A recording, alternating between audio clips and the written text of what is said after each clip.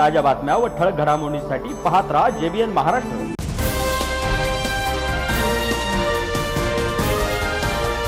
जळगाव जिल्ह्यातील यावल तालुक्यातील किनगाव येथे मानवतेला काळीमा फासणारी धक्कादायक घटना समोर आली आहे।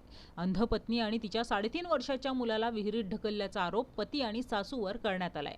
या घटनेत चिमुकल्या मुलाचा मृत्यू झाला असून आई गंभीर जखमी आहे।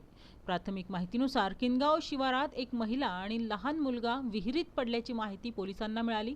पोलिसांनी तातडीने घटनास्थळी धाव घेत दोघांना विहिरीतून बाहेर काढले, मात्र 3.5 वर्षाचा कृष्णा याचा मृत्यू झाल्याचे स्पष्ट झाले, तर आई सरस्वती पाटील गंभीर जखमी अवस्थेत आढळून आल्या।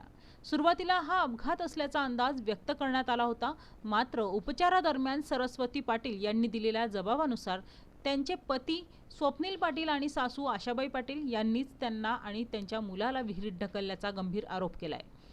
गर्भधारणेदरम्यान बाळ दृष्टीहीन असल्याची माहिती मिळाल्यानंतर बाळाला जन्म देण्याच्या निर्णयावरून पती पत्नीमध्ये वाद सुरू होता। त्यातून ही घटना घडल्याचा प्राथमिक अंदाज पोलिसांनी व्यक्त केलाय।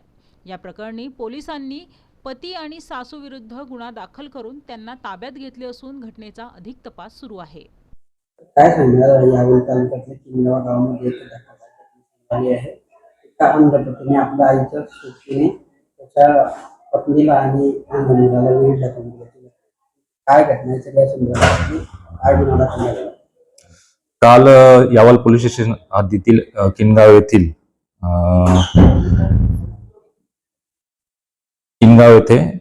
8:30 वाजता सुमारे 8:30 वाजता एक घटना घडली आहे। त्याच्यात फिर्यादी सरस्वती स्वप्नील पाटील वय 26 वर्ष, जे की 70% ब्लाइंड आहे।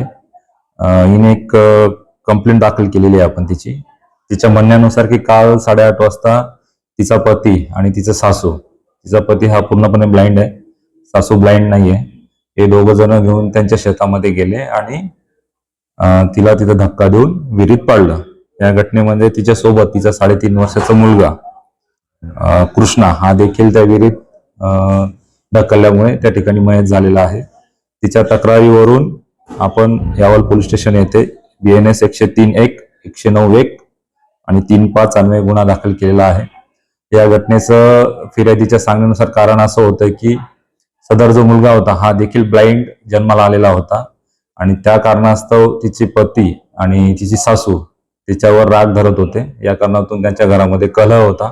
त्या कलहातून त्यांनी तिला धक्का देऊन जीवे ठार मारण्याचा प्रयत्न केला आणि तिच्या मुलाला विहिरीमध्ये ढकलून ठार मारलेला आहे।